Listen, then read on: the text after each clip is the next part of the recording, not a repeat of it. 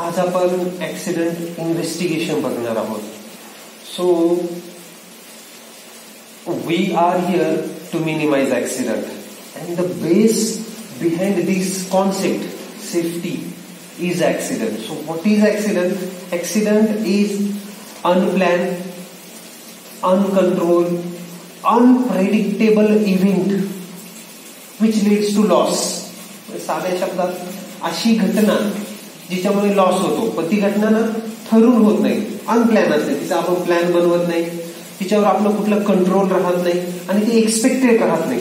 कधी पण अचानक घडते. एक्सपेक्टेशन म्हणजे आपल्याला अपेक्षित असणं, अनएक्सपेक्टेड म्हणजे अपेक्षित नाही. त्याच्यावर ना अपघात जो ठरून होतो, जो ठरून प्लॅन करून केला जातो, तो अपघात तर होणार नाही.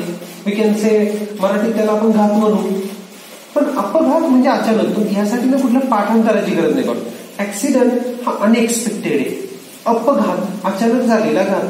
सो अनएक्सपेक्टेड, ज्याच्यावर आपल्याला कंट्रोल नाही, ज्याच्याबद्दल आपला प्लॅन नाही, पण definitely it will result in to loss. So today we have to discuss about accident investigation. So when it happen, accident investigation happen after accident. Now these are concept, whatever we learn in this book or in this subject safety, are categorized in 3 parts. Till now, आतापर्यंत we go for safety. What is safety? Different way to do a safety. बघा आपण आतापर्यंत काय काय बरंच सारं बघितलं, ज्यामध्ये सेफ्टी बद्दलच्या आपण बऱ्याच साऱ्या कॉन्सेप्ट बघितल्या की ह्या पद्धतीने सेफ्टी घेता येऊ शकते, त्या पद्धतीने घेता येते. ही आपण सेफ्टीचा वे, तो बद्दल आपण कालपर्यंत जे काही शिकलो ते कशाचं होतं Shantanu? How to take safety over there, how to made safe environment, how to made safe working procedure. मात्र आज आपण थोडा कल बदलला. अपघात होणारच आहे. Accidents always happen. After accident we did accident investigation. अपघात झाल्यानंतर आपण अपघाताचं इन्व्हेस्टिगेशन करतो. हे इन्व्हेस्टिगेशन आपण करतो ते लक्षात ठेवा. एकदम प्राईम उद्देश, आपण ऍक्सिडेंट इन्व्हेस्टिगेशन करतो to find out the cause of accident. अपघातामागील कारण शोधण्यासाठी आपण अपघाताचं इन्व्हेस्टिगेशन करतो.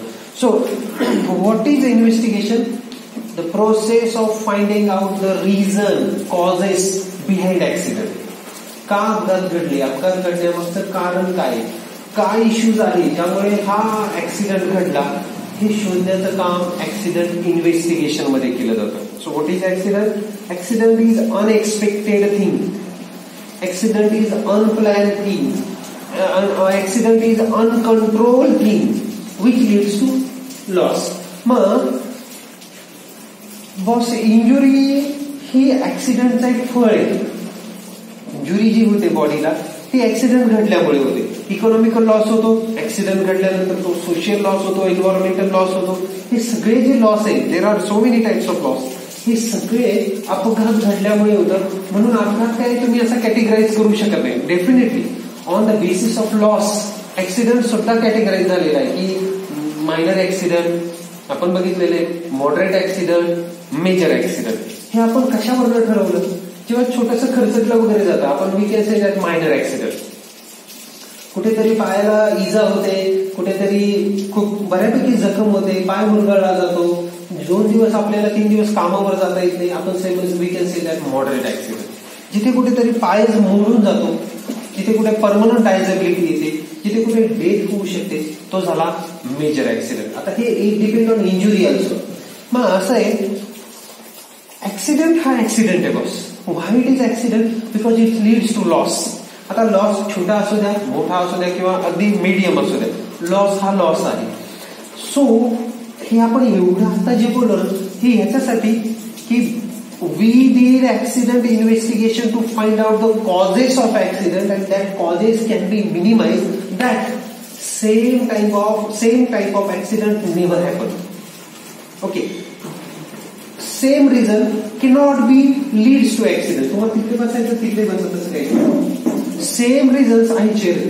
Same reasons cannot be leads to same accident. Let's have an example. आपण गाडीवरनं पडलो, गाडी टू व्हीलर चालू आहे आणि त्यावरनं आपण रोडला पडलो. बस गाडीवरनं आपण पडणारच आहे. तुम्ही ज्या दिवसापासून गाडी चालवायला सुरुवात केली त्या दिवसापासून फिक्स डोक्यात ठेवा, till the end of life, जोपर्यंत आपण जगत आहोत आणि गाडी चालवणार आहोत तोपर्यंत आपण गाडीवरनं पडणारच आहे. त्यात काही शंकाच नाही. वर्षातनं एकदा म्हणा, 2 वर्षातनं म्हणा, 5 वर्षातनं म्हणा, पण तुम्ही फायनल ठेवा, तुम्ही गाडी चालवताय, आपल्या गाडीवरनं ऍक्सिडेंट होणार असं कधीच होत नाही. ऍक्सिडेंट होणार याचा अर्थ आपण दरवेळेस हातपाय मोडून पडणार असं नाही. गाडी घेऊन तुम्ही पडला, तुम्हाला काही लागलं नाही तरी पण it consider as a accident. Okay, मग आपण चालू गाडी पडली खाली, गाडी टेकली, आपण उभे, it is a accident. Wien it is called as a accident, it called as a accident when it leads to loss. मग प्रत्येक वेळेस आपल्याला झालेली इंजुरी हा लॉस नाही, टाकी चिमटली हा पण लॉस. अगदी गाडी पडली आणि गाडी गाळात घुसली, गाडी आपल्याला साफ करण्यासाठी 5 मिनिटं वेळ द्यावा लागला किंवा गाडी आपल्याला साफ करावी लागली, इट ऑल्सो लॉस. आपल्याला गाडी पडलेली आहे ती ज्या कारणामुळे पडली ते कारण ऍक्सिडेंट इन्व्हेस्टिगेशन मधून शोधून काढायचंय. आपण आपल्या मुद्द्याकडे परत येऊ. का बरं ऍक्सिडेंट इन्व्हेस्टिगेशन करतात? ऍक्सिडेंट इन्व्हेस्टिगेशन केलं जातं ज्या कारणामुळे अपघात झाला ते कारण शोधून काढण्यासाठी. आता आपण आपल्या एक्झाम्पलवर आलो. आज आपण गाडी घेऊन पडलो, त्याचं कारण होतं आपण पुढचा ब्रेक दाबला, खूपच हेवी दाबला. पुढचा ब्रेक वापरायचाच असतो पण खूप हेवी दाबला. आता ह्यावेळेस आपण जे इन्व्हेस्टिगेशन केलं त्यामधून आपल्याला समजलंय की cause behind accident is front brake. आता आपण त्यात अपग्रेडेशन केलं, पण 4-8 दिवसांनी, महिन्याने, 2 वर्षांनी कधीतरी आपण परत एकदा पडणार आहे. त्यावेळेस आपण मात्र पुढचा ब्रेक दाबला होता म्हणून मागच्या वेळेस पडलो त्या कारणाने परत पडणार नाही. कारण बिहाइंड ऍक्सिडेंट जे कॉज आहे ते आपल्याला सापडलं की लास्ट टाइम जे ऍक्सिडेंट झाला होता, गाडी पडली होती, ती पुढचा ब्रेक हेवीली आपण वर्कआउट केला. मग सेम रिझनने आता परत अपघात होणार नाही. हा नियम लक्षात ठेवा. आता आपण पडलो त्याचं रिझन आहे आपली गाडी आपण कठाड्यावरनं चढवत होतो, बॅलन्स आउट झालो आणि आपण पडलो. मग आता नेक्स्ट टाइम जेव्हा आपला अपघात होईन, अगर गाडी पडेल वगैरे, त्यावेळेस मात्र ना पुढचा ब्रेक दाबल्यामुळे पडणार आहे आपण, ना कठाड्यावरनं गाडी चढवताना पडणार आहे. कारण आपल्याला एक अनुभव आलाय, कॉज बिहाइंड ऍक्सिडेंट आपल्याला समजलंय. परत 2 वर्षांनी, 6 महिन्याने आपण कधीतरी पडणारच आहे किंवा कोणीतरी पडणारच आहे. आपण नाही पडलो, नेक्स्ट जनरेशन, आपली बंधू, आपली सिस्टर, कोणीतरी पडणार आहे. आता आपण जे ऍक्सिडेंट इन्व्हेस्टिगेशन मधनं शिकलो ती गोष्ट परत काय त्यांच्यासाठी होणार नाही किंवा आपल्यासाठी होणार नाही. मला सांगायचं काय, प्रत्येक वेळेस गाडी पडणार, प्रत्येक वेळेस गाडी पडण्यासाठी डिफरंट कारण हवं. जे एक्स कारण झालंय, जे मागे झालंय, ती घटना परत घडतात, त्या रिझनने परत अपघात होता कामा नाही.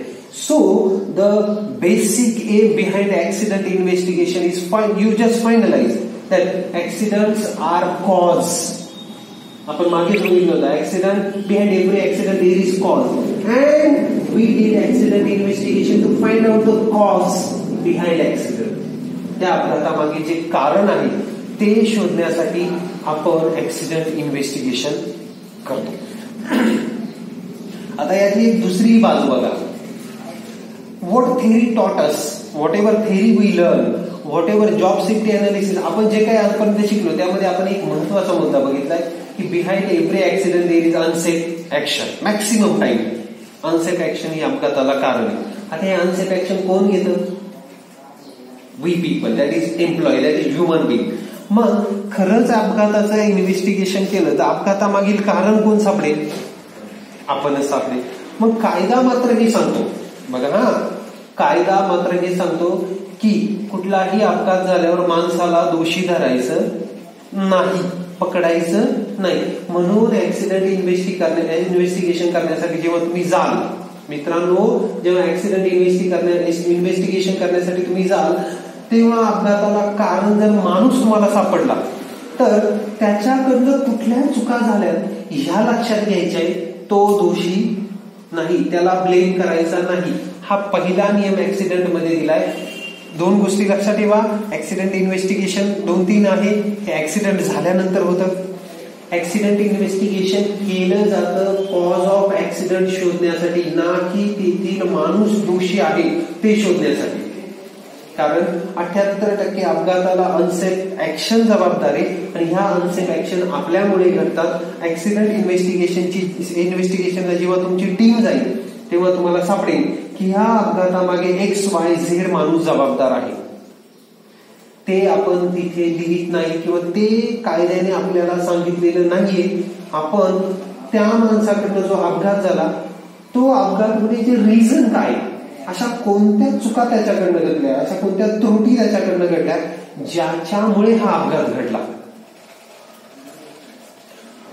काय त्याला लॅक ऑफ ट्रेनिंग होती, ते ज्याच्याकडनं अपघात झाला त्याला प्रॉपर ट्रेनिंग नव्हती का, काय त्याने मशीनचं मेंटेनन्स प्रॉपर केलं नव्हतं का, काय तो पीपीई वापरत नव्हता का, काय त्याच्याकडे वापरण्यात आलेलं जे वर्किंग स्पीड आहे, ज्या व्ह्यूने त्याला काम करायचं होतं त्याच्या ओव्हर स्पीड मध्ये तो गेला.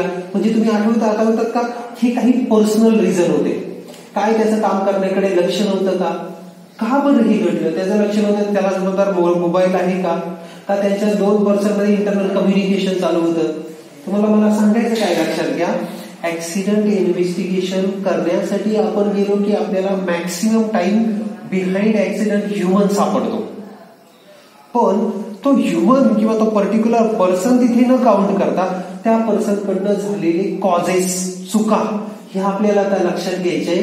आणि इन्व्हेस्टिगेशन मध्ये ज्या चुका आपल्याला सापडल्या त्या ओव्हरकम कशा करता येईल, मग त्या लोकांना प्रॉपर ट्रेनिंग द्यावी लागेल का, मग आपण ते मेन्शन करा इथे प्रॉपर ट्रेनिंगची गरज आहे. दुसरं, ते पर्सन ओव्हर कॉन्फिडन्स मध्ये गेलेत का, म्हणजे जेनेटिक किंवा हिस्टॉलॉजिकल इश्यू आहे का ओव्हर कॉन्फिडन्स मध्ये जाणे, काय तो मोबाईल वापरत होता का, मोबाईल वापरणं बंद करायचंय का. व्हॉट आय वॉन्ट टू से, 2 मुद्दे फिक्स लक्षात घेणे की आपण ऍक्सिडेंट इन्व्हेस्टिगेशन करतो अपघात झाल्यानंतर, कंप्लीट झाल्यानंतर. ते यासाठी करतो की त्या कारणाने परत अपघात होता कामा नये. त्या अपघाताचं कॉज आपण शोधतोय, ते कॉज परत त्याच सेम प्रकारच्या कॉजने तो अपघात होता कामा नये. तिसरं रिझन, तिथे असणारा जो अपघात आहे तो अनसेफ ऍक्शनमुळे जर होत असेल तर त्या अनसेफ ऍक्शनला जबाबदार जो माणूस आहे तो दोषी न पकडता कुठल्या लॅक्युनामुळे, कुठल्या गोष्टीमुळे त्याने ती अनसेफ ऍक्शन घेतली, ती जी गोष्ट आहे ज्याच्यामुळे ती अनसेफ ऍक्शन झाली त्या गोष्टीवर अल्टरनेटिव्ह काढून ती गोष्ट काय करायची, मिनिमाइज करायची. हा उद्देश ठेवून लक्षातच ऍक्सिडेंट इन्व्हेस्टिगेशन केलं जातं. मॅक्सिमम टाइम जेव्हा ऍक्सिडेंट इन्व्हेस्टिगेशन एक सुपरफिशियली केले जातं तेव्हा तेथील लोक, तेथील एम्प्लॉई, तेथील वर्कर जबाबदार धरले जातात.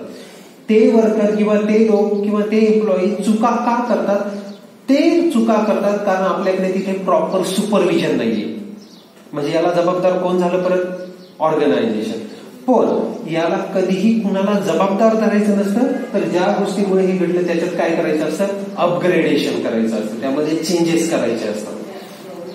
म्हणून आपण ह्युमन कॅपिटल जे वापरतो त्या ह्युमन कॅपिटलमुळे जर अपघात झालेले असतील तर त्या ह्युमन कॅपिटलकडनं झालेल्या अपघाताला जबाबदार ज्या गोष्टी आहेत, ज्या मॅनेजमेंटकडनं घडल्या, ज्या मिडल मॅनेजमेंटकडनं घडल्या, त्या गोष्टींमध्ये अपग्रेडेशन करणे हे ऍक्सिडेंट इन्व्हेस्टिगेशनचं काम आहे.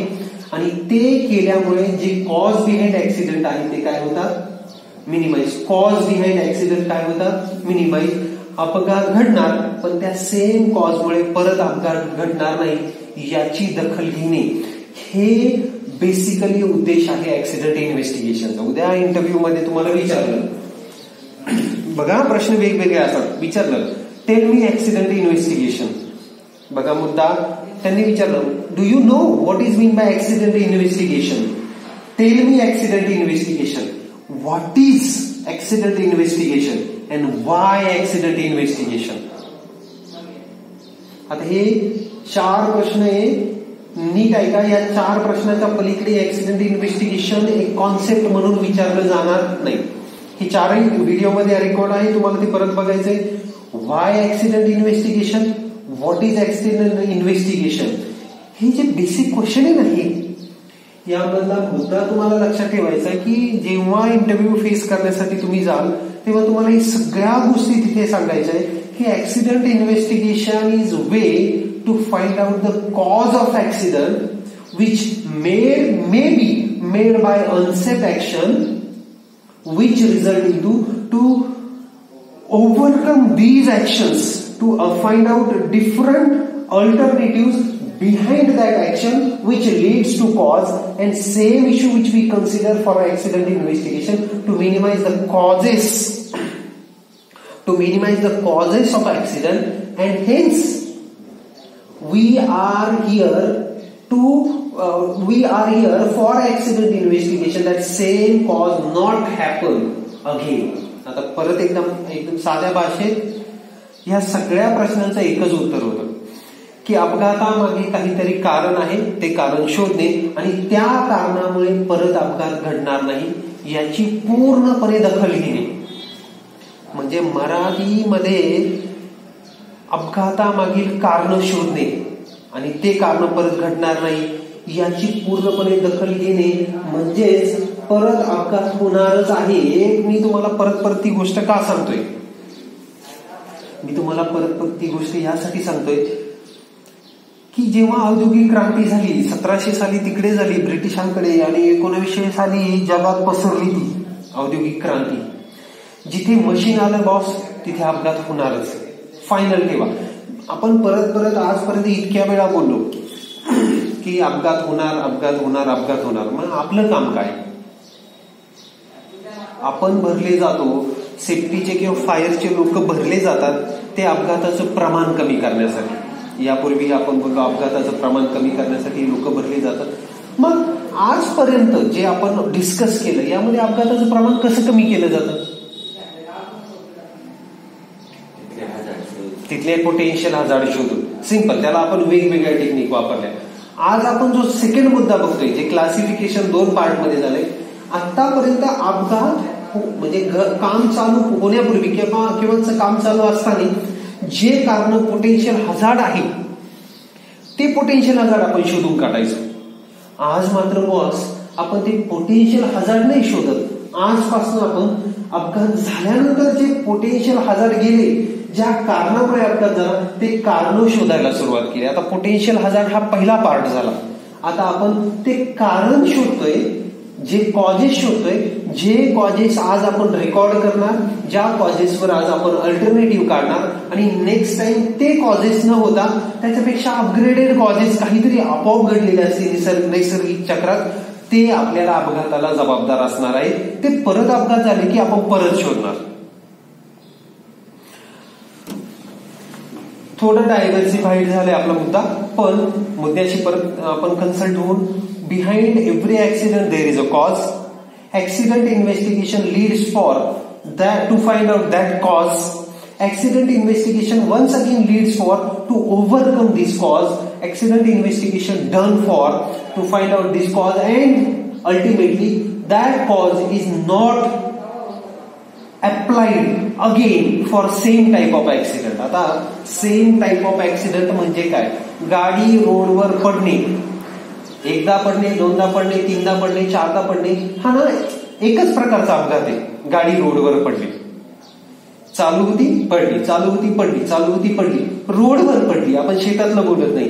मग हा अपघात परत घडणारच आहे. ह्या प्रत्येक अपघातामागे प्रत्येक वेळेस नवीन कारण असणार आहे आणि ते आपण मिनिमाइज करणार आहे. आपल्याला जरी ऑर्गनायझेशन मध्ये भरलं, रिक्रूट केलं तरी अपघात बंद होणार असं नाही. अपघातामुळे होणारा लॉस कमी होणार आहे. इंटरव्ह्यू मध्ये तुम्हाला परत एकदा एक प्रश्न विचारला जाईल, अगदी शेवट असेल तो. सपोज इंटरव्ह्यू घेणार तुम्हाला म्हणेल, मग आता याचा अर्थ आता आम्ही तुम्हाला आमच्या कंपनीमध्ये रिक्रूट केलंय म्हणजे इथे आता अपघाताचं प्रमाण कमी होणार किंवा अपघात होणारच नाही ना? नीट आहे का? तुम्ही लक्ष द्या. तुम्हाला जर आज एखाद्या कंपनीने भरलं तर ते म्हणतील ओके तुम्हाला आता आम्ही सिलेक्ट करणार आहे, पण याचा अर्थ तर तुम्ही इथे जॉबला आल्यामुळे आता आमच्या कंपनीमध्ये ऍक्सिडेंटचं प्रमाण कमी होईल किंवा अपघात बंदच होईल ना? तर त्याचं उत्तर हे आहे मित्रांनो, sir definitely the quantity of accident get minimise. अपघाताचं प्रमाण मिनिमाइज होईल, पण त्यापेक्षाही महत्वाचं असं न बोलता आपण ह्या शब्दात बोलू की इंटरव्ह्यूला असंच बोलायचंय की अपघातामुळे होणारा लॉस जो आहे तो काय होईल, कमी होईल, तो मिनिमाइज होईल. आपण कधीही आपल्या तोंडातनं काढायचं नाही की अपघाताचं प्रमाण कमी होईल किंवा अपघात मिनिमाइज होईल, रिमूव्हल होईल. नाही, आपण जबाबदार आहोत लॉस कमी करण्यासाठी. कारण आज जो अपघात झाला, कंपनीमध्ये अपघात होणारच आहे, 100% होणार आहे. तुम्ही 10 लोक जा, 15 लोक जा, 20 लोक जा, तुम्ही सेफ्टीचे लोक जा, त्या लोकांच्या बिहेवियरवर कंट्रोल नाही करू शकत. मुद्दा लक्षात घ्या. जे तिथे एम्प्लॉई किंवा वर्कर काम करतात ना, त्यांच्या बिहेवियरवर तुम्ही कंट्रोल नाही करू शकत मित्रांनो. म्हणून 78% अनसेफ ऍक्शन जबाबदार आहे. ते बिहेवियर तुम्ही किती लोकांवर कंट्रोल करणार? एखाद्या ऑर्गनायझेशन मध्ये 150 लोक आहेत, तुम्ही 2-4 लोक तिथे सेफ्टीचे काम करताय, तुम्ही 150 लोकांवर कंट्रोल नाही करू शकत. There are so many reason behind it. काही लोक ज्या ज्या सोशल परिस्थितीत राहतात त्याच्यामुळे त्यांचं बिहेवियर तसं असतं. काहींचं हेरिडेटरी बिहेवियर, त्यांची फॅमिली बॅकग्राऊंडच असा आहे की त्यांचं बिहेवियरच तसा आहे, स्वभाव तो तुम्ही बदलू नाही शकत. तुमच्याकडे इनिमिन 8 तास ते लोक कामाला येतात, राहिलेल्या वेळात ते त्यांच्या सोशल एन्व्हायरमेंटमध्ये राहतात, त्यांच्या फॅमिली एन्व्हायरमेंटमध्ये राहतात, त्यांची स्वतःची काही इकॉनॉमिकल कंडिशन असते, त्या इकॉनॉमिकल परिस्थितीमुळे ते तसं बिहेव करतात. सो आपण लॉस कमी करू शकतो. प्रत्येक माणसाला सुधारू शकत नाही किंवा प्रत्येक माणसाला सेफ ऍक्शनच करा, स्टँडर्ड वर्क प्रोसिजरच वापरा, हे आपण सांगू शकतो. पण ते वापरेल या सगळ्याच्याकडे पर्सनली लक्ष दिलं जाऊ शकत नाही. 150 लोकांमागे 3 सेफ्टीचे जर लोक असेल तर 50 लोकांकडे लक्ष एकदम डिटेलमध्ये देणं शक्य आहे का? नाही. म्हणून आपण इंटरव्ह्यूला बोलताना लक्षात ठेवा, हे ट्रिकी क्वेश्चन आहे आणि याचा आन्सर पण ट्रिकी. आपण काय सांगतो, sir if I am got selected over here as a safety personal, what I did, I can try to minimize the loss. I can, okay, no issue, I can try to minimize the rate of accident, but I cannot remove accident because, मग तो म्हणेल का बरं असं तुम्ही बोलू नाही शकत. No sir, I can say that on the basis of that every time when we minimize accident, 98% time we can minimize accident, but 2% are there which can emerge by different reason. Marathi मित्रांनो, आपण कितीही प्रयत्न केले तर ठीक आहे ना, आपण 98% ऍक्सिडेंटला कारणीभूत असणाऱ्या कारणांवर कंट्रोल करू शकतो, मिनिमाइज करू शकतो, रिमूव्ह नाही पण कंट्रोल करू शकतो. पण 2% असे कारण आहेत जे प्रत्येक वेळेस नवीन पद्धतीने उगवणारे, जे आपल्या जुन्या कारणांमधले नसणारे, नवीन पद्धत असणारे त्याला, ज्यामुळे तो अपघात होणार आहे. म्हणून we are able to minimise loss, we are able to minimise accident, but we cannot remove accident. म्हणून मी तुम्हाला याची श्युअरिटी देऊ शकत नाही. नाही तर जॉब मिळावा म्हणून लोक बोलतात आणि मग त्याचे पडसाद असे होतात की प्रत्येक अपघाताला जबाबदार आपल्याला ठरवलं जातं. आणि आपल्याला पहिलाच नियम कायद्याने शिकवलेला आहे की अपघाताला जबाबदार माणूस पकडायचा नाही. एकदम फिक्स ठेवा डोक्यात, अपघाताला मानव जबाबदार नाही, त्याचा अनसेफ ऍक्शन जबाबदार आहे. काय जबाबदार आहे त्याचा? आणि अनसेफ ऍक्शन कशामुळे होतात? ज्या सोशल सामाजिक परिस्थितीत तो राहतो, ज्या जेनेटिक डिसऑर्डर मधनं तो, ज्या फॅमिलीतनं तो आलाय, अशा जी त्याची इकॉनॉमिकल परिस्थिती, त्याच्यामुळे त्याची ती अनसेफ ऍक्शन आहे. म्हणून त्याला आपण का जबाबदार धरत नाही? त्याला आपण जबाबदार नाही धरत. अनसेफ ऍक्शन हा त्याच्या थिरीज मध्ये आपण ते बघितलंय, फॅक्टरमुळे जबाबदार आहे, ज्या फॅक्टर त्यामुळे जबाबदार आहे. म्हणून आपण त्या अनसेफ ऍक्शन मिनिमाइज करण्याचा प्रयत्न हा ऍक्सिडेंट इन्व्हेस्टिगेशन किंवा जे काही बघितलं त्यामधनं करतो. ऍक्सिडेंट इन्व्हेस्टिगेशन हे कॉज फाइंड आउट करण्यासाठी केलं जातं. आता यापुढे जाऊ एक स्टेप. ऍक्सिडेंट हा देखील एक शब्द आहे आणि इन्सिडेंट हा देखील एक शब्द आहे. आता बऱ्याच साऱ्या ठिकाणी ऍक्सिडेंट आणि इन्सिडेंट हा एकच मुद्दा पकडला जातो. तुम्ही इन्सिडेंट म्हटले, it also leads to loss, आणि तुम्ही ऍक्सिडेंट म्हटले तर it also leads to loss. मग ऍक्सिडेंट हा अनएक्सपेक्टेड आहे आणि इन्सिडेंट हा पण अनएक्सपेक्टेड. फक्त फरक काय आहे? Accident implies that event was related to fate और चान्स. कुठली तरी एखादी घटना अचानक घडून गेली, एखादा चान्स आपण अचानक घडून गेला. 100 वेळेमध्ये जेव्हा आपण कठाड्यावरनं गाडी वर चढवतो रोडच्या कडेने, तेव्हा 99% आपण गाडी नक्कीच वर चढवतो. पण तरी देखील 1% असा असतो ज्यामध्ये ती गाडी वरती चढत नाही, हँडल स्लिप होतं आपल्याकडनं आणि आपण पडतो. किंवा उलट बोलू आपण, आपल्याला 100 वेळा माहित असतं आपण या कठाड्यावरनं रोडच्या कड्यावरनं गाडी जर वर चढवण्यासाठी गेलो तर पडू शकतो, पण तरी देखील आपण चान्स घेतो की नाही. So accident is belongs to it relate to chance. When the root cause is determined, it is usually found that many events were predictable and could have been prevented if right action were taken. म्हणून बऱ्याच वेळा असं म्हणण्यात आलेलं आहे, आता हे इथे वाचलेलं नाहीये म्हणून बऱ्याच वेळा सांगितलेलं आहे की जो काही ऍक्सिडेंट होतो ना तो आपण प्रेडिक्ट करू शकतो. तो आपल्याला माहिती आहे, मला 100% माहिती बॉस. इतके वर्ष झाले आपण गाड्या चालवतोय, आम्ही चालवतोय, तुम्ही आता चालवताय. कठाड्यावरनं गाडी चढवायची असेल वरती तर 100% एकदा तुरी तुमच्या डोक्यात येतं आणि इथनं गाडीचं चाक सटकू शकतं.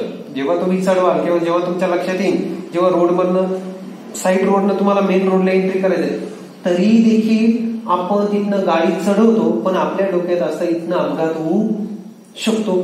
म्हणून तिथे आपण हे जे प्रेडिक्शन आपल्या डोक्यात आहे ना, थोड्याफार प्रमाणात अपघात होऊ शकतो, हे आपण कमी करू शकतो. ह्याला आपण नियमन करू शकतो. बाय डिसिप्लिन याचं प्रमाण कमी करू शकतो. थोडं जड झालं का? ऍक्सिडेंट इन्व्हेस्टिगेशन बॉस एकदम सिंपल कन्सेप्ट आहे, पण कन्सेप्ट म्हणून एकदम सोपी. पण ऍक्च्युअल रियालिटीमध्ये इन्व्हेस्टिगेशन करण्यासाठी जेव्हा जाल ना, तेव्हा तुम्हाला अगदी बारीक सारीक गोष्टी बघायच्या असतात. आपण जरा याला बाजूला काढू. आपण आपल्या भाषेत जरा ऍक्सिडेंट इन्व्हेस्टिगेशन. आता काय झालंय, एक मुद्दा चांगला महत्वाचा लक्षात घ्या. महिना झालाय आपण ह्या कॉन्सेप्ट बघतोय, त्याच्यामुळे ना आता महिना झाल्यानंतर मला अपेक्षित असं नाही, हे मला एक्सपेक्टेड नाही की मी तुम्हाला एकदम थरल लेवलला शिकवेल. सेफ्टी ही एक जड कॉन्सेप्ट आहे. का बरं माहिती का? तुम्ही ऑर्गनायझेशन मध्ये गेले का, तिथे तुम्हाला ना अनेक विचित्र प्रकारचे लोक भेटतात. आता हे विचित्र प्रकारच्या लोकांवर या अगोदर पण आपण भाष्य केलेले. फक्त इंजिनियरच पकडा, फक्त इंजिनियरच पकडा. इंजिनियर जर लोक तिथे असतील तर ना एक्सपिरियन्स, आता इंजिनियर आपण एक्सपिरियन्स लोक धरले तर त्यातनं बिहेव्हिअरल अप्रोच खूप वेगवेगळे. काही इंजिनियर इतके एक्सपिरियन्स असतात, म्हणजे सगळे समान एक्सपिरियन्स वाले असतात, पण त्यांना इतका खूप सारा ऍटिट्यूड असतो. काही इंजिनियर असे असतात ज्यांना खूप एक्सपिरियन्स असतो पण ते डाऊन टू अर्थ असतात, त्यांना ऍटिट्यूड नसतो. काही इंजिनियर इतके डिवोटेड असतात जिथे इगो नसतो, पण ते कामाला इतके डिवोटेड असतात की ते दुसऱ्या गोष्टींकडे लक्ष देत नाही. काही इंजिनियर्स असे असतात का ते एखाद्या मुद्द्याला पकडून राहिले का तोच मुद्दा जोपर्यंत सॉल्व्ह होत नाही ना तोपर्यंत अटकलेलेच असतात, पुढच्या कामाला ते हात लावत नाही. मग त्यामध्ये ते कुठलाच बॅरियर बनत नाही. सेफ्टी इम्प्लिमेंट करणे का इनकॉम्प्लिकेटेड आहे माहितीये का? नाही का कॉम्प्लिकेटेड माहितीये का? आपल्याला ना काम हे मशीनवर नाही करायचं बॉस, आपल्याला काम हे माणसांवर करायचंय. आता तर ही सुशिक्षित लोक झाली, आपण जे इंजिनियर बघितले तर सुशिक्षित आहे. यांना इतक्या अडचणी, यांना इतके इश्यूज आहेत, ज्यांना मॅनेज करणं आपल्याला इतकं जड जातं. तेव्हा विचार करा, जे लोअर लेवलला लोक काम करतात ऍज अ वर्कर म्हणून, ऍज अ हेल्पर म्हणून, ऍज अ पीपल म्हणून जे काम करतात, ज्यामध्ये वेगवेगळे ट्रेड आहे, आयटीआयचे ट्रेड आहे, ब्ला ब्ला ब्ला ब्ला असे, ह्या लोकांना मॅनेज करायचंय. त्यात पण परत ह्याच कॅटेगरी पडतात. त्याच्यात एक्सपिरियन्स झालेले जे लोक आहेत त्यांचा ऍटिट्यूड वेगळा, त्यांचे फ्रेशर आहे, डिग्री घेऊन आले, डिप्लोमा डिग्री काय घेऊन आले का, त्यात त्यांना काही नाही खूप सारा ऍटिट्यूड असतो, काहींना अजिबात नसतो, पण शिकण्याची इतका लालसा असते का त्यांचा एकदम बिहेवियर वेगळा असतो. काही लोक डेअरिंग करत नाही, काही लोक खूप डेअरिंग करणारे असतात. तुम्हाला मी ह्युमन बिहेवियर सांगतोय. आपल्याला ना कंपनीमध्ये गेल्यानंतर ना ह्या ह्युमन बिहेवियरवर काम करायचं, कारण प्रत्येक अपघातामागे जबाबदार हा माणूसच आहे. लक्षातच ठेवा. जरी कायदा सांगत असेल की हो जबाबदार माणूस आहे पण त्याला दोष देऊ नका, पण खरी वस्तुस्थिती ही आहे की प्रत्येक अपघाताला जबाबदार माणूसच आहे, कारण 78% अनसेफ ऍक्शन माणूसच करतो. मग आता सपोज ही मशीन आहे, ह्या मशीनच्या फॉल्टमुळे अपघात झाला. आता मला सांगा, ह्या मशीनचा फॉल्ट का बरं झाला, तुम्ही त्याचं प्रॉपर मेंटेनन्स केलं का, तुम्ही त्याचं प्रॉपर सर्व्हिसिंग केलं का, तुम्ही त्याचं प्रॉपर क्लिनिंग ठेवलं का, हे काय तुम्ही ठेवलं नाही ना बॉस. आणि हे न ठेवल्यामुळे ती चूक मशीनची आहे की ती चूक तुमची आहे हे तुम्हाला तुमची म्हणजे त्या लोकांची जे तिथे काम करतात हे तुम्ही क्लास ऍज अ सेफ्टीचे पर्सन म्हणून कसं क्लासिफाय करणार. दोष मशीनला देणार की दोष माणसाला देणार. आणि कायदा तर सांगतो दोष देऊ नका. म्हणून महिनाभरापूर्वी जे आपण स्टार्ट केलंय ते ना बॉस एक कॉन्सेप्ट म्हणून एक डिस्कशन म्हणून ठीक होतं आतापर्यंत. मात्र आजपासनं थोडा व्ह्यू पण बदललाय. सिलेबस म्हणण्यापेक्षा आपण बेसिकली एक लक्षात ठेवा, आपण सिलेबस शिकतच नाही, आपण कन्सेप्ट शिकतोय, आपण डिस्कशन शिकतोय, कारण हा ऍप्लिकेबल जॉब. आजपासनं आपण तेच सोपे मुद्दे पण जरा जड घेऊन बघणार आहे की बॉस जर तुम्हाला त्या माणसांवर काम करायचंय ज्यांना तुम्हाला सेफ्टी घेण्यासाठी, एकदम साध्या शब्दात आहे बॉस, सेफ्टी घेण्यासाठी त्यांना प्रवृत्त करायचंय. आज तुम्ही उद्या इंटरव्ह्यूला जेव्हा जाल वर्षाने, तेव्हा ना तुमचं इंटरव्ह्यू मध्ये सिलेक्शन होईल आणि तेव्हा तुम्हाला ते प्रश्न विचारतील. असे खूप सारे प्रश्न आहे ना बॉस, खूप सारे. काही लोकांचा इंटरव्ह्यू 3 मिनिटात संपतो, काही लोकांचा इंटरव्ह्यू 15 मिनिटात संपतो, काही लोकांचा 30, तर काही लोकांचा तास ते 2 तास संपतो. हे कशावर डिपेंड आहे माहिती का? हे तुमच्या मानसिकतेवर पण डिपेंड आहे, मॅच्युरिटीवर पण डिपेंड आहे, आणि हे ते ऑर्गनायझेशनच्या डेप्थवर पण डिपेंड आहे, ऑर्गनायझेशनच्या डेप्थवर. आणि कधी कधी हे त्या HR वर पण डिपेंड आहे, जो आपला इंटरव्ह्यू घेणार आहे त्याच्यावर पण डिपेंड आहे. खरं तर हे डिपेंड आहे तिथे काम करण्याची जी कॉन्सेप्ट आहे, जिथे जे इंटरव्ह्यू मध्ये काम, ज्या कंपनीमध्ये काम करतायत ना लोक, तुम्ही ज्या इंटरव्ह्यू मध्ये कामाला गेलेत ना कंपनीत, त्या कंपनीचं काम किती डेप्थ वाईज चालतं, तिथे किती रिस्क आहे, किती हजार्ड्स आहे, त्यावर डिपेंड आहे तुमचं सिलेक्शन, त्यावर डिपेंड आहे तुमचा इंटरव्ह्यू.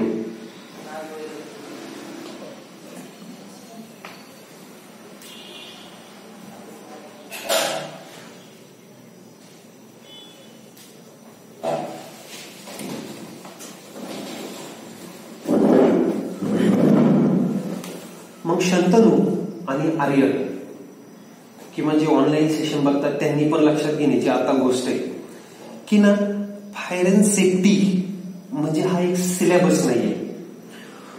फायर अँड सेफ्टी जो तुम्ही शिकता किंवा आपले 100 ऑफ पीपल प्लेस आहे, 100 पेक्षा जास्त लोक आपले प्लेस आहे, ते ना आपल्याकडनं काय शिकून जातात माहिती का? आपल्याकडनं ते ह्युमन कॅपिटल कसं हँडल करायचं, ह्युमन कॅपिटल जे एम्प्लॉई ना ते कसे हँडल करायचे ना, हे तुम्हाला शिकणं गरजेचं आहे.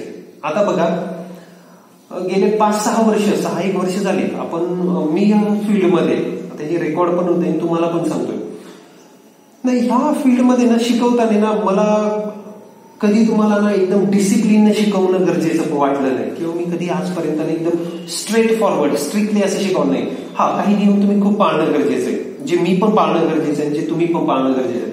वेळेवर येणं जाणे कंपनीत पण, एका रूल मध्ये काम करणे. आता हे काम करणे जॉबसाठी नाही, जॉब टिकावं म्हणून नाही, डिसिप्लिन मध्ये जर तुम्ही काम केलं तर एक स्ट्रक्चर फॉलो होईल, आणि ते स्ट्रक्चर फॉलो जर झालं तर तुमचे जे लोक तिथे काम करतात ते स्ट्रक्चर फॉलो करतील. त्याला आपण आपल्या भाषेत म्हणून स्टँडर्ड प्रोसिजर. ज्या ठिकाणी स्टँडर्ड प्रोसिजर पाळल्या गेल्या ना मित्रांनो, तिथे अपघाताचं प्रमाण आपोआप कमी होतं. पण जे 100 ऑफ किंवा near more than 500 peoples got train over year, ज्यातले मला माहित आहे त्यातले 100-150 लोक आता जॉबला, जे अजूनही कॉन्टॅक्टमध्ये, ते ना तिथे काय घेऊन गेले, इथनं काय घेऊन गेले, एक ना डोक्यातला कूलनेस. तुम्हाला लोकांना खूप समजून घ्यायचंय, खूप, कारण तुम्ही अपघात कमी करू शकता किंवा अपघात टाळू शकता हे कुणावर फोर्सफुली इम्प्लिमेंट नाही करता येणार. फोर्सफुली सेफ्टी हेल्मेट घालच, तुला घालावंच लागेल, या पद्धतीत ते कधीच सेफ्टी हेल्मेट घालणार नाही. आपण सेफ्टी हेल्मेट ऐवजी पीपीई म्हणू, ते कधीच पीपीई वापरणार नाही. तुम्हाला त्यांना प्राईम उद्देश तुमचा प्रवृत्त करायचंय, मोटिवेट करायचंय. सेफ्टीसाठी काय करायचंय? मोटिवेट करायचंय. तुम्ही कामाच्या जागेवर गेले, वेल्डिंग चालू आहे, एक स्ट्रक्चर उभं करण्याचं काम चालू आहे, काही लोक हाईटवर उभे, काही लोक खाली डेप्थ मध्ये उभे, एक्सप्रेशन करून पाया भरण्याचं काम चालू आहे, काही लोक मीडियम जमिनीवर उभे, काही लोकांचं वेल्डिंगचं काम चालू आहे, काही लोक पाईप वाहून देतात, जे आपल्याला जे स्ट्रक्चर उभं करायचं ते मटेरियल वाहून देतात, काही लोक मटेरियल बनवतायत, काही लोक पुढचा पाया घेतायत. आपण एक स्ट्रक्चरचा भाग घेतो तर तिथे जे काम चालू आहे ना बॉस, तिथे अनेक कामं एकाच वेळेस चालू आहे, त्यासाठी अनेक लोक काम करतात. म्हणून तिथे अनेक धोके, वस्तू वरून पडण्याचा पण धोका आहे, लोक वरून पडण्याचा पण धोका आहे, खाली जे लोक काम करतात त्यांच्या अंगावर पण पडण्याचा धोका आहे, कुठेतरी शॉर्ट सर्किट होण्याचा पण धोका आहे, कुठेतरी आग लागण्याचा पण धोका आहे, कुठेतरी मोडतोड होण्याचा पण धोका आहे, जे मटेरियल तुम्ही उभं केलं त्याची मोडतोड होण्याचा पण धोका आहे, कुणीतरी मध्येच ह्याशिवाय हेल्थ इश्यूचा कुणाला तरी अचानक अटॅक येण्याचा पण धोका आहे, कुणाचा अचानक हातपाय मोडण्याचा पण धोका आहे, कुणाला तरी हातपायात चमक भरण्याचा पण धोका आहे. असे ना अनेक रिझन आहे. तुम्ही कॉमन एक्झाम्पल बघा, मटेरियल वरती उचलून चाललंय माणसांच्या मदतीने आणि एखाद्याला जर अचानक चमक भरली तर त्याच्याकडे जे मटेरियल ते अचानक खाली पडणार आहे बॉस. आता ते तर खाली पडणार आहे, तो ओव्हरडेल किंवा ते मटेरियल खाली पडेल म्हणून खालच्या लोकांच्या अंगावर ते पडणार, तिथल्या मशिनरीवर ते पडणार, पण ती घटना घडल्यामुळे जे बाकीचे लोक काम करतात त्यांचं लक्ष तिकडे जाणार. मग एखादं जर तिथे वेल्डिंग किंवा चिपिंग करत असेल तर वेल्डिंग करणाऱ्याचं वेल्डिंग सटकून दुसरीकडे एखादं वेल्डिंग लागू शकतं, एखाद्याला चटका बसू शकतो, स्वतःला चटका बसू शकतो, चिपिंगवाल्याचा हात जाऊ शकतो. म्हणून ऍक्सिडेंटला जबाबदार, आता ह्या ऍक्सिडेंटमध्ये ज्याला वेल्डिंग करणार होता वेल्डिंगवाल्याची काय गलती, किंवा ज्याचा हात गेला किंवा बोट गेलं त्याची तर काही चूक नव्हती. चूक तर याची पण नाही ना, जो मटेरियल वाहून गेला त्याच्या शरीरात चमक भरली त्यामुळे त्याला टेम्पररी डायझॅबिलिटी आली, तात्पुरत्या लेवलमध्ये काहीतरी डायझॅबिलिटी आली आणि ते मटेरियल खाली पडलं. कोणाची चूक आहे? तसं नियमाने बघितलं तर चूक कुणाची. तसं तुम्ही दोष द्यायला गेले तर कुणाला दोष देणार आहे? ज्याच्या हातात पाय चमक भरली आणि त्याच्याकडनं मटेरियल पडलं त्याला दोष द्या.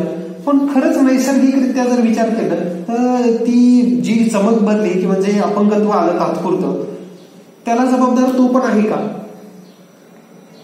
म्हणून ऍक्सिडेंट इन्व्हेस्टिगेशन करताना कायदा सांगतो कुणाला दोष द्यायचा नाही. आणि आता तो दोष देण्याचा मुद्दा लांबच राहिला.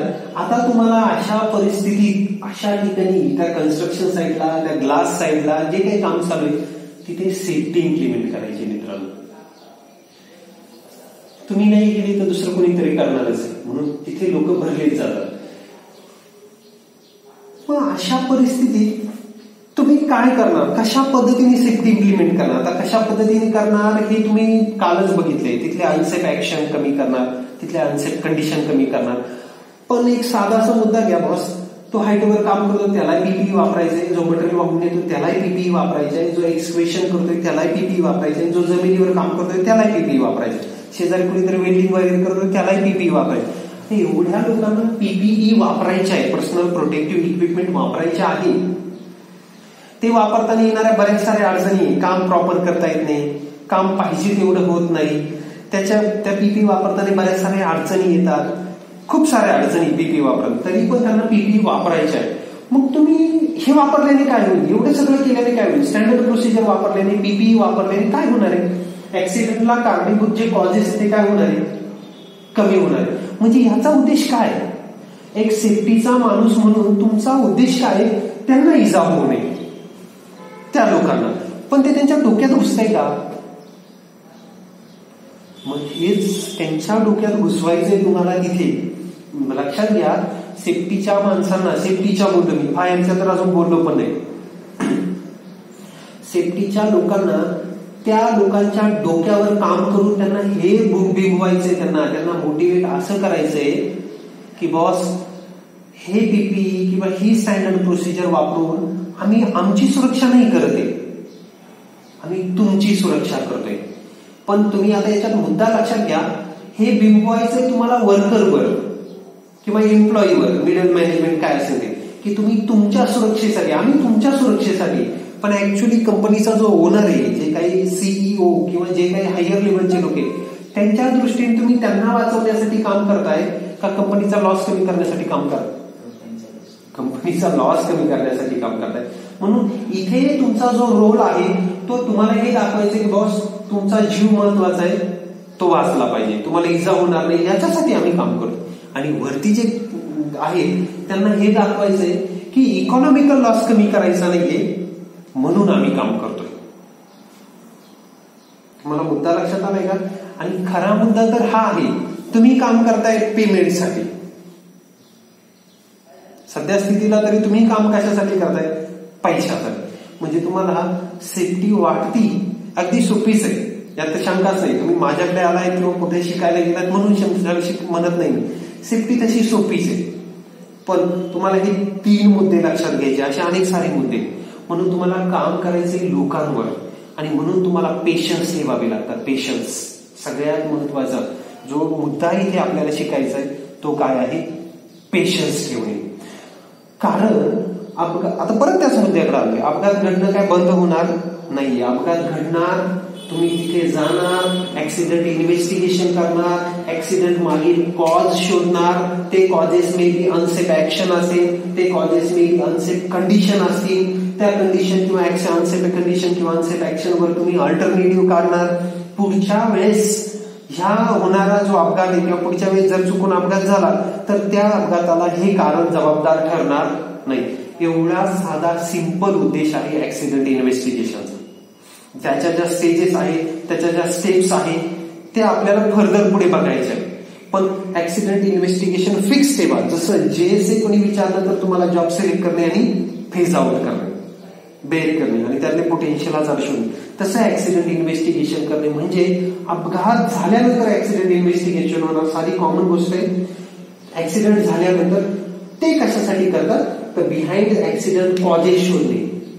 ते कॉजेस कशात सापडणारे? अनसेफ कंडिशन किंवा अनसेफ ऍक्शन मध्ये. ते कॉजेस शोधणे, ते राईट डाऊन करणे आणि त्यावरची अल्टरनेटिव्ह काढणे.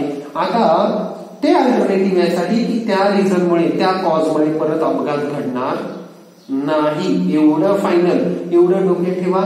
यासाठी आपण शिकत आहोत ऍक्सिडेंट इन्व्हेस्टिगेशन.